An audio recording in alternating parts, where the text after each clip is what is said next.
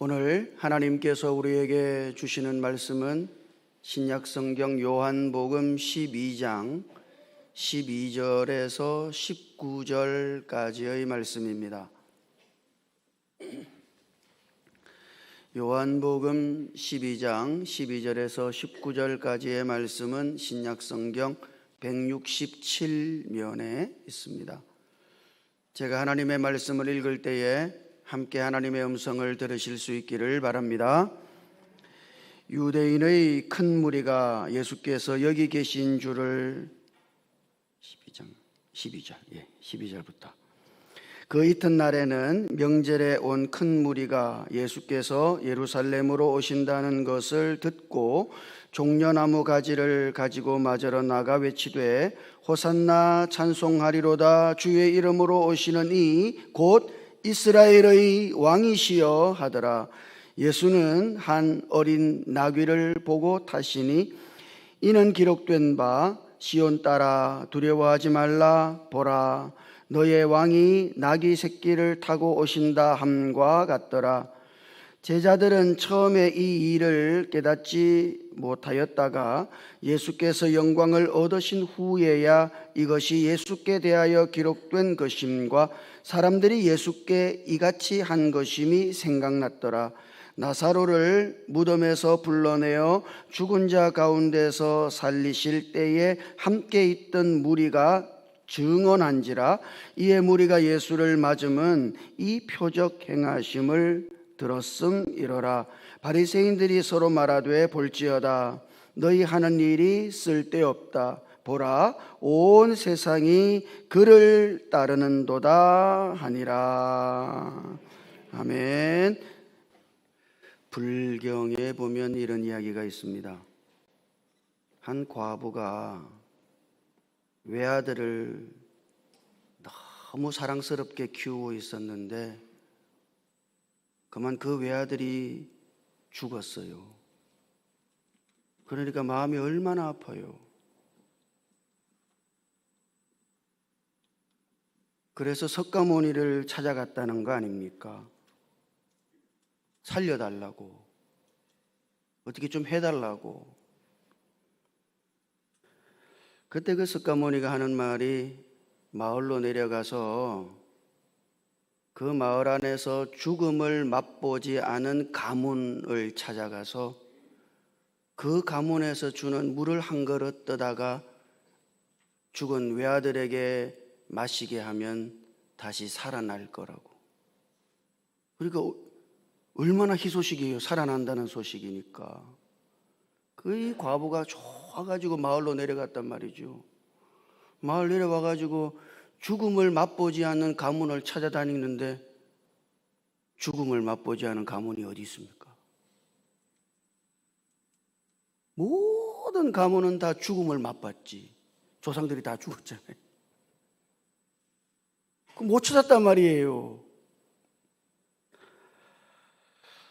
실망스럽게 이 어머니가 다시 석가모니에게 찾아왔어요. 아니, 죽음을 맛보지 않은 가문은 없던데요? 그랬더니 그 석가모니가 하는 말이 그게 인생 아닙니까? 죽음으로 끝나는 것이 인생이죠. 그건 당연지사라고. 죽음을 맛보지 않은 사람이 어디 있어요? 그런데 어느 스님이 감옥에 수감되어 있다가 그 간수가 넣어준 성경책을 읽다가 누가복음을 읽었는데 누가복음에도 과부의 외아들이 죽은 사건이 있거든. 성경에도 똑같은 사건이 있네. 그래서 그 성경을 유심히 봤단 말입니다. 보니까 거기는 예수님께서 이 과부의 외아들을 향해서 청년아 일어나라 그랬단 말이에요. 그랬더니 그 청년이 살아났다. 깜짝 놀란 거야. 아니, 석가모니는 어쩔 수 없었는데, 석가모니는 그게 인생이라고 이야기했는데 예수는 살리셨다. 이 스님이 충격을 받으신 거예요. 그래서 그 스님이 거기서 예수를 믿고 결국에는 목사가 되었다는 이야기요. 여러분, 예수님은 어떤 분이십니까? 살리시는 분이시죠.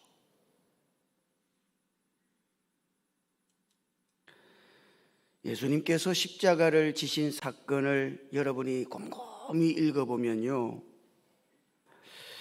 적어도 지금 예수님께서 이 십자가를 지시기 전에 적어도 이 한 가지 일만은 피하셨으면은 그분의 죽으심을 늦출 수도 있었어요.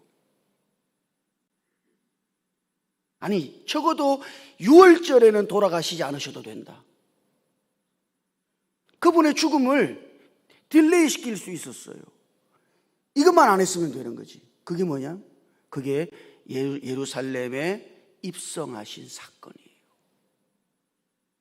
아니, 적어도 예수님이 그냥 몰래 예루살렘에 들어가시든지 그랬어야지. 그런데 지금 예수님이 대놓고, 예? 우리식으로 말하자면 뻑적지근하게 들어갔단 말이에요, 예루살렘에. 사람들은 환호성을 지르고.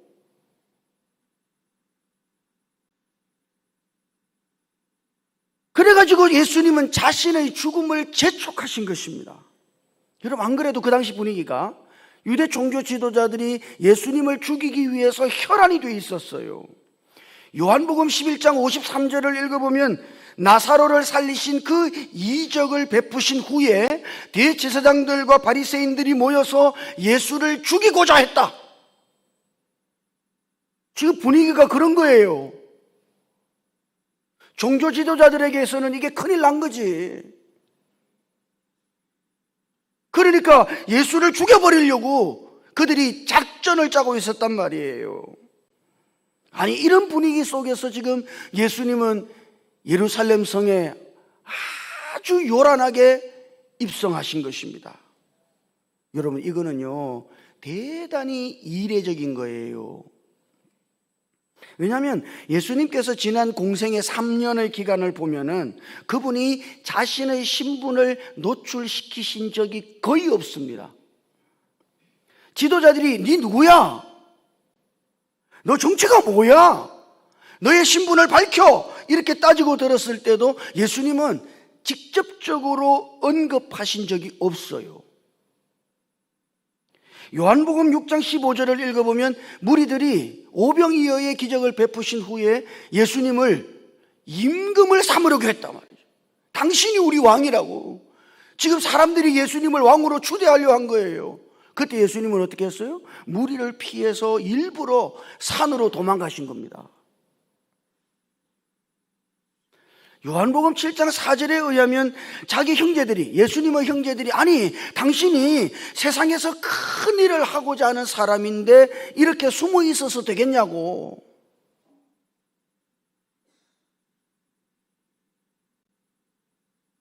그렇게 말하는 장면을 볼 수 있어요.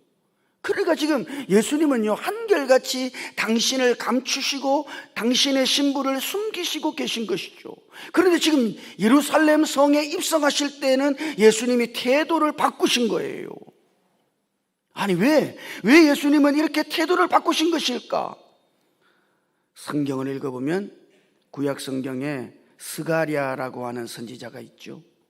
그 스가랴라고 하는 선지자가 예언한 말씀 가운데 한 구절이 예수님을 향해서 예언한 구절이 있어요. 자, 그것이 오늘 우리가 읽은 본문에도 기록되어 있습니다. 15절이요. 이게 스가랴의 예언을 인용한 것이죠. 한번 같이 읽어볼까요? 15절. 자, 읽어보십시다. 시작. 이는 기록된 바 시온 딸아 두려워하지 말라. 보라 너의 왕이 나귀 새끼를 타고 오신다 함과 같더라. 아멘. 스가랴 9장 9절을 여기 인용해 놨죠. 예수님은 이 말씀을 이루시기 위해서, 다시 말하면 이 말씀에 순종하시기 위해서 이런 위험천만한 일을 감행하고 계신 것이죠. 아, 메시아가 나귀 새끼를 타고 예루살렘의 왕으로서 입성하신 입성하신다고 하는 것이 기록됐다면 예수님은 지금 그 말씀 그대로 순종하고 계신 거예요. 완전히 공포 분위기죠.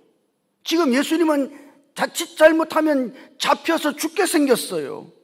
사람들은 기회만 있으면 호시탐탐 예수님을 노리고 있었단 말이죠. 그런데 예수님이 나귀를 타고 떡하니 사람들이 환호성을 하는 가운데 예루살렘 성에 입성하신 것은 다 왜 그래요? 지금 왜 예수님은 대놓고 이렇게 하시는 겁니까? 그것은 딱 한 가지, 하나님의 말씀을 이루시기 위해서인 것이죠.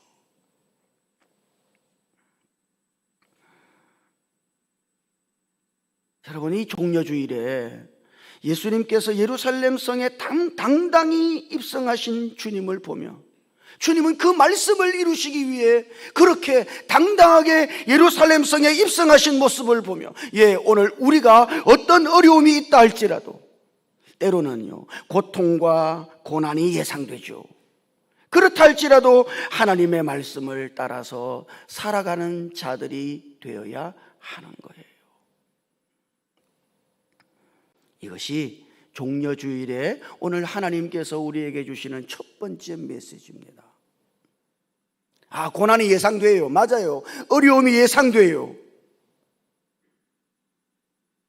하나님의 말씀을 따라 살면 힘들 것이 뻔히 보여요. 그렇죠?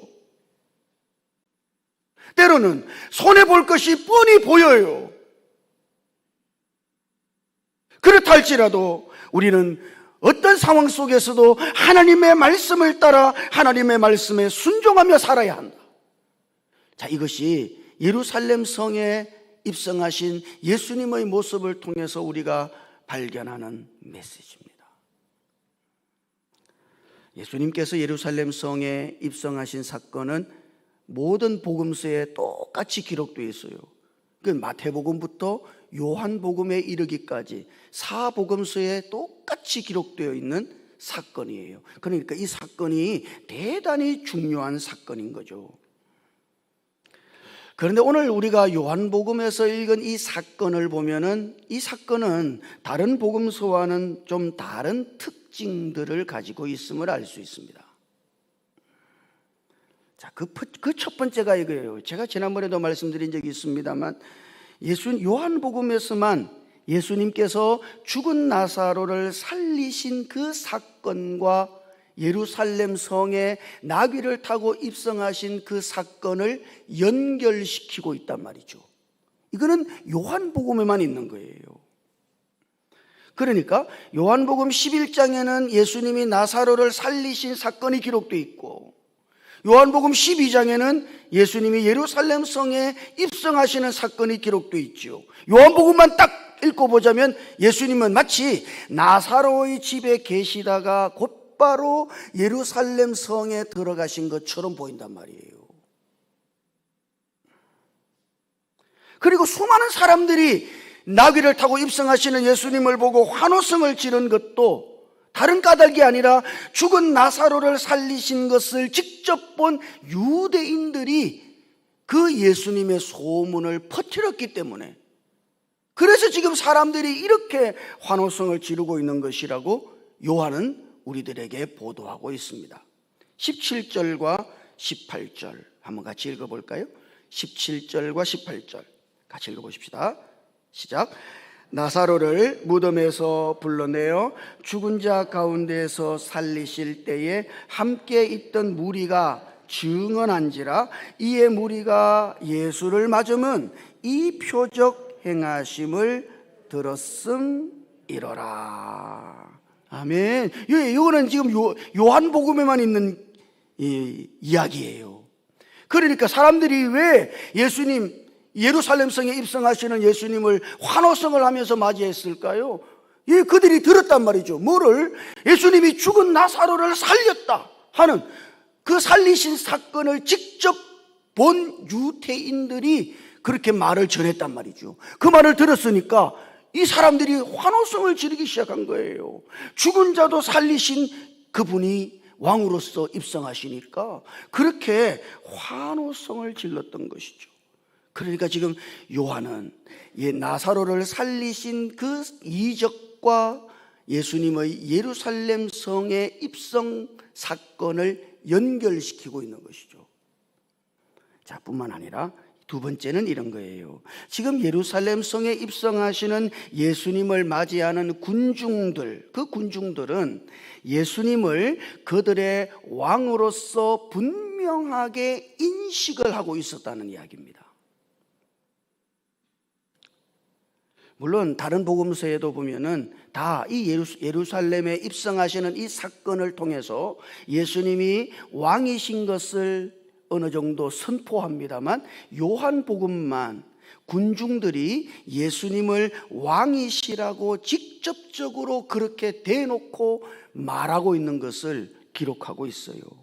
13절을 읽어보면 알 수 있습니다. 13절 이것도 한번 같이 읽어볼까요? 13절 시작. 종려나무를 가지고 맞으러 나가 외치되 호산나 찬송하리로다. 주의 이름으로 오시는 이 곧 이스라엘의 왕이시여 하더라. 아멘.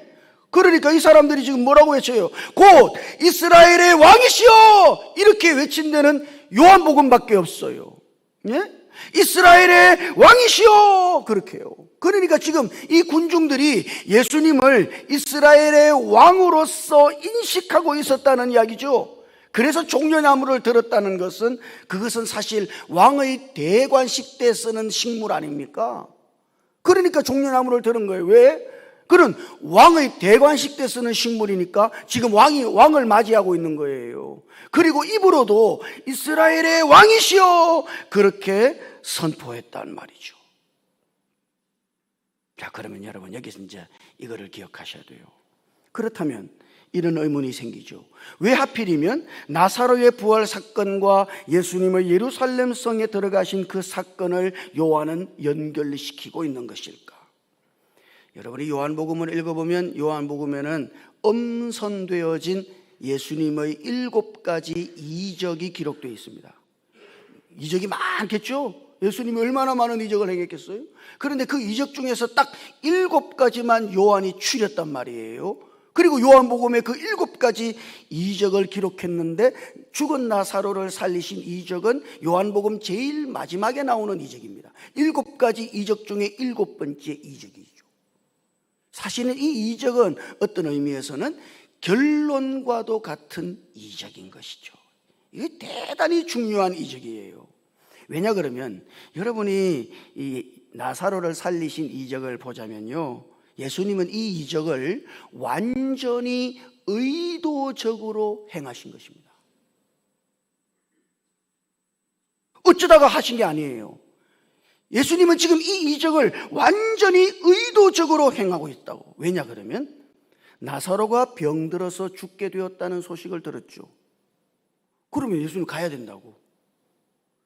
예? 좀 사랑하는 나사로가 병이 들었으니까 예수님이 그 병 고쳐주러 가셔야죠. 그런데 곧바로 가시지 않고 사흘을 있다가 갔단 말이죠. 사흘을 지나서 나사로가 죽었다는 소식을 듣고 예수님이 가신 거예요. 그러니까 지금 이 이적은 그냥 하신 게 아닙니다. 예수님이 완전히 의도적인 거예요. 예수님은 어떤 의미에서 나사로가 죽기를 기다리신 것이죠.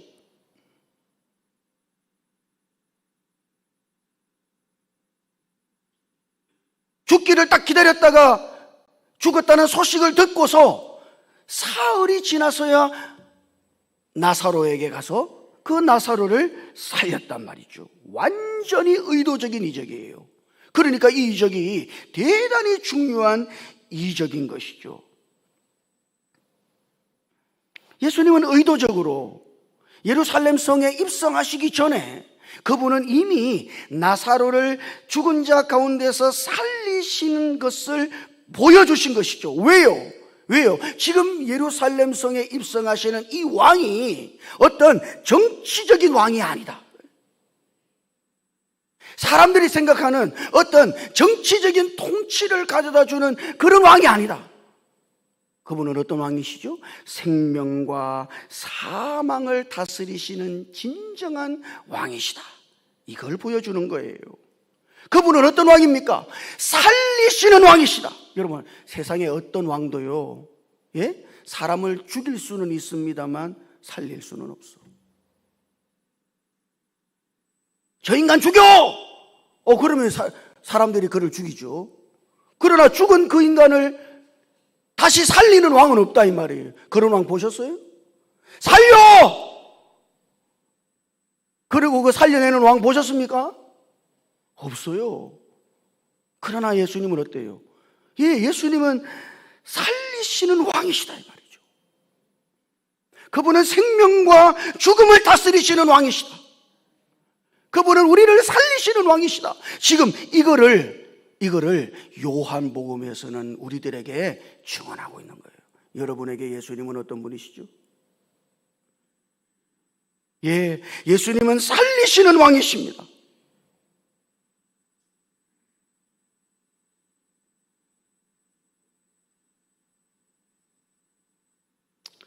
그래서 16절을 읽어보면 그 16절에서는 제자들은 처음에 이 일을 깨닫지 못하였다가 이게 무슨 사건인지 이걸 분간이 안 간 거죠. 예수께서 영광을 얻으신 후에야 이것이 예수께 대하여 기록된 것임과 사람들이 예수께 이같이 한 것임이 생각났더라.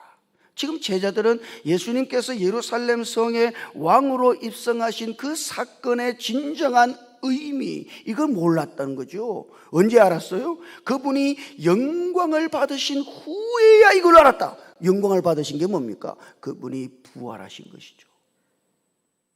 그분이 부활하신 후에 이게 그런 의미군요. 예수님이 살리시는 왕이시군요. 그분은 사망 안에 있는 우리를 살리시고 우리에게 생명을 주시는 왕이시군요.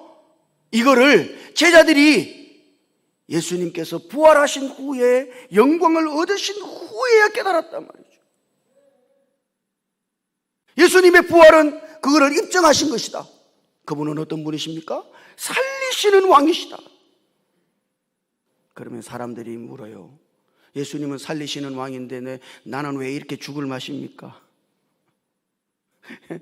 여러분 안에 그런 질문 안 들어요? 왜 예수님은 살리시는 분이신데 저는 매일 죽을 맛인데요. 인생을 살아가기 너무 힘들어요. 죽겠어요 진짜.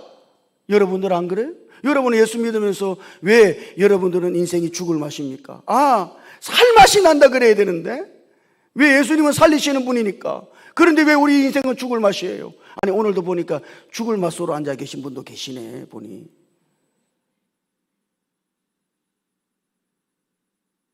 왜 그래요?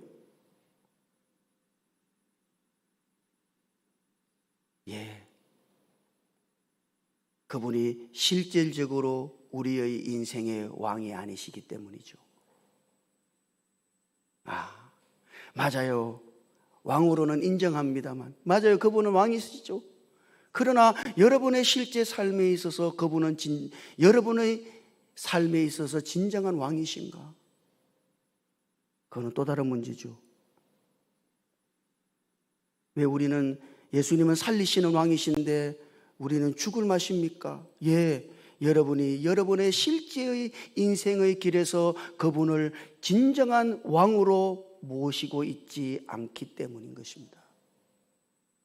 그래서 그 뒤에 여러분 스가랴의 예언이요. 이 스가랴의 예언에서 특별히 강조되어 있는 게 뭐예요? 나귀 새끼를 탔다는 거죠. 나귀 새끼.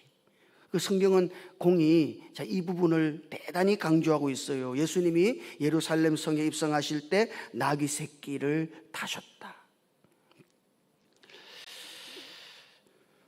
예수님께서 아마 그죠? 여러분 같으면 어떻게 하겠어요? 큰 나귀가 있고 나귀 새끼가 있으면 여러분은 뭐 타겠어요? 큰 거 타야지 무조건. 그런데 예수님은 나귀 새끼를 탔단 말이죠. 이게 이례적인 거예요. 마태복음을 읽어보면 예수님께서 제자 둘을 맞은편 마을로 보내시면서 이렇게 말합니다. 맞은편 마을로 가라. 거기 가면은 매여 있는 나귀와 잘 들어보십시오. 매여 있는 나귀와 나귀 새끼가 있는 것을 볼 텐데 풀어서 내게로 끌고 오너라 그랬단 말이에요. 매여 있는 나귀와 나귀 새끼. 그러니까 사실 매여 있는 나귀는 아마 어미 나귀였을 겁니다. 매여 있는 나귀와 그리고 나귀 새끼. 그 옆에 나귀 새끼가 있었겠지. 그럼 제자들은 가서 무엇을 풀었겠어요? 매여 있는 나귀를 풀어라 그랬으니까 어미 나귀를 풀었겠지. 그죠? 어미 나귀를 풀어가지고 끌고 오는데 새끼가 어미가 가니까 새끼가 따라온 거죠. 그 예수님이 보시고 나귀 새끼를 탔다고. 저는 이것이 예수님 완전히 이거 우리식으로 말하자면 이거 성경에 있는 그대로 하려고 예수님은 지금 쇼하신 건가? 나귀 새끼를 타라 그랬으니까 나귀 새끼 타야지. 그러고 탔다고 생각할 가능성이 대단히 높아요. 아니에요, 여러분. 그게 아니에요. 그분은 원래 본성상 그런 거야. 그분이 본성상이요. 어미 나귀도 왔고 나귀 새끼도 왔죠. 우리 같으면 어때요?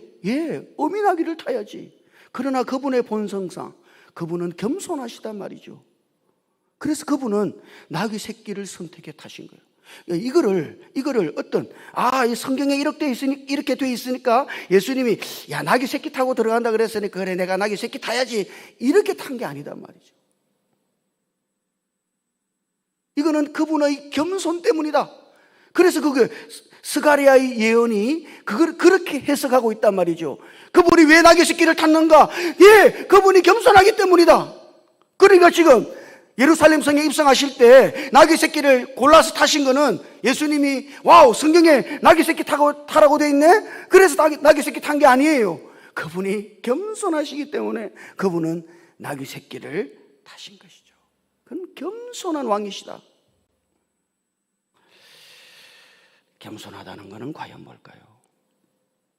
겸손한 왕이시다. 마태복음 11장을 읽어보면 예수님께서 이렇게 말씀하시는 거 들어보셨습니까? 수고하고 무거운 짐진 자들아 다 내게로 오라. 내가 너희를 쉬게 하리라. 나는 마음이 온유하고 겸손하니. 나는 마음이 온유하고 겸손하니 나의 멍에를 메고 내게 배우라. 자, 여기 우리가 쉼을 누리는 길이 여기 있단 말이죠. 먼저는 어떻게 해야 돼요? 예수님께로 가야 돼요. 수고하고 무거운 짐진 자들아 다 내게로 오라 그랬으니까 여러분이 쉼을 누리려고 그러면 반드시 예수님께로 가야 합니다. 이건 원칙이에요. 예수님께로 가서 그럼 뭐 해야 돼요? 예수님 저 왔어요. 끝? 아니지. 나의 멍에를 메고 예수님께로 갔어요. 가서 뭐 해야 돼요? 그분과 함께 멍에를 메야 되는 거죠.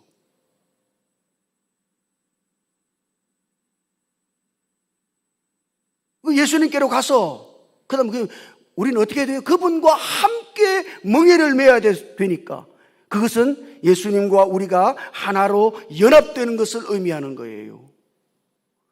여러분이 예수님과 함께 멍에를 메는 길이 어디 있어요? 그것은 여러분들 안에 오신 예수님과 우리가 하나로 연합되는 거죠. 그런데 멍에를 맺는데 이 멍에는 누구의 멍에? 나의 멍에. 그것은 그리스도의 멍에단 말이죠. 예수 그리스도의 멍에단 말이지. 그러니까 우리와 함께 멍에를 메신, 우리 안에 연합되셔서 우리와 함께 멍에를 메신 예수 그리스도께 우리의 삶의 주도권을 넘길 때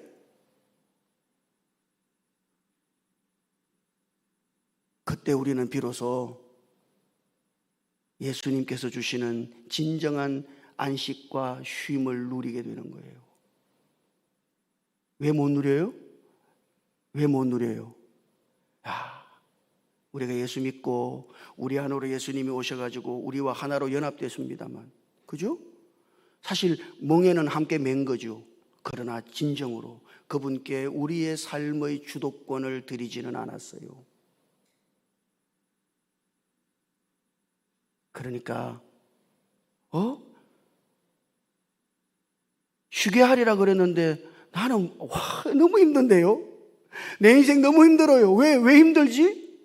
나 예수 믿고 예수님이 쉬게 한다 그랬는데 나는 못 쉬는 것 같아. 왜 못 쉬어요? 그래요. 맞아요. 여러분이 예수 믿고 그분을 여러분 안에 영접해서 예수님과 여러분이 하나가 되어서 연합되어서 그분과 함께 멍에를 맨 자가 되었습니다만 실제로 우리의 삶에 있어서 그분께 우리의 삶의 주도권을 넘기지는 않았어요. 예수님께서 진정한 왕이시라는 의미는 뭡니까? 예수님이 하늘에서 막 이렇게 해라 저렇게 해라 막 명령하셔가지고 예 알겠습니다 그러고 우리가 그렇게 따라 사는 거예요? 아니야. 그렇게 사는 게 아니다 말이죠. 우리는 이미 왕이신 그분과 하나로 연합되었다. 그분이 우리 안에 오셔가지고 우리와 하나가 된 거예요. 함께 멍에를 맨 자가 된 것이죠. 주님과 함께. 그런데 그 멍에는 누구의 멍에예요? 그리스도의 멍에다 이 말이지. 그러니까 우리가 함께 멍에를 맨 사람으로서 그리스도께 우리의 삶의 주도권을 이양할 때 바로 그것이 그리스도를 우리의 삶의 왕으로 모시는 것이다. 우리는 이 일에 있어서 막연하면 안 된다고요. 여러분의 삶의 주도권은 누구에게 있습니까? 그분께 우리의 삶의 주도권을 내어드릴 때 그때 우리는 비로소 살리시는 왕이신 그분을 통하여 살리시는 역사를 경험하고 우리의 삶의 주도권을 그분께 내어드릴 때 우리는 그분으로 말미암아 우리의 삶의 쉼을 누리기 시작하는 거예요. 왜 우리는 못해요? 솔직히 말하자면 그렇죠. 주님 나는 너무 힘들어요. 매일매일 죽을 맛이에요. 쉼도 없고요. 어떨 때는 평안도 없어. 답답한 일뿐이고. 그거는 지극히 비정상적이다. 그리스도는 우리에게 쉼을 주시고 우리를 살리시는 분이실 뿐 아니라 우리를 평안케 하시고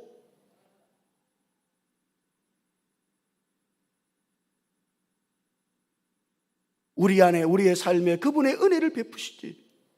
그러나 왜 우리는 그분의 그런 역사를 경험하지 못해요?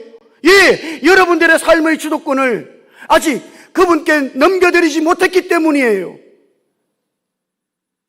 함께 멍에는 맸습니다만 그 멍에가 그리스도의 멍에여야 되는데 마치 그 멍에가 나의 멍에인 것처럼 내가 내 삶의 주도권을 가지고 내 주장대로 내 방식대로 내 뜻대로 우리의 삶을 그렇게 살아가려 하니 주님과 우리는 함께 멍에를 맸습니다만 엇박자다 이 말이에요. 그러니까 주님이 주시는 그 모든 은총을 그분이 살리시는 분이라 할지라도 우리는 그분이 나를 살리시는 것을 그다지 경험하지 못하고 그분이 우리에게 쉼을 주시는 분이시라 할지라도 우리는 그다지 쉼을 누리는 것 같지 못하다 이 말이에요. 왜?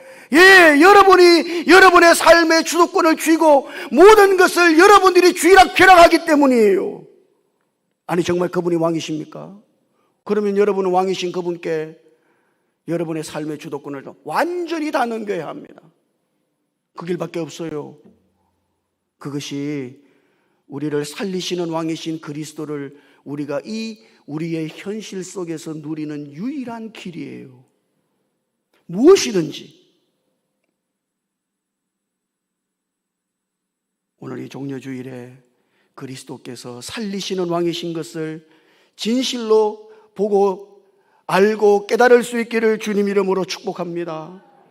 주님께 여러분의 삶의 주도권을 완전히 넘겨서 주님 이제 내 삶을 쥐락펴락 하시는 분은 주님이시오니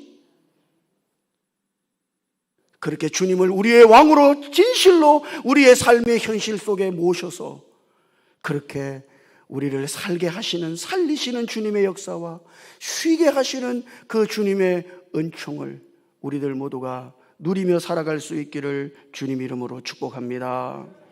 기도하십시다. 주여, 우리의 눈을 열어서 우리 안으로 오신 그리스도께서 살리시는 왕이신 것을 보게 도와주시옵소서. 살기 위하여 주님께로 가게 도와주시옵소서. 주님께 우리의 삶의 주도권을 모조리 넘겨드리고 우리를 살리시는 그 주님의 은혜를 매일매일 누리며 살게 해 주시옵소서. 우리 주님 예수님 이름으로 기도드립니다. 아멘.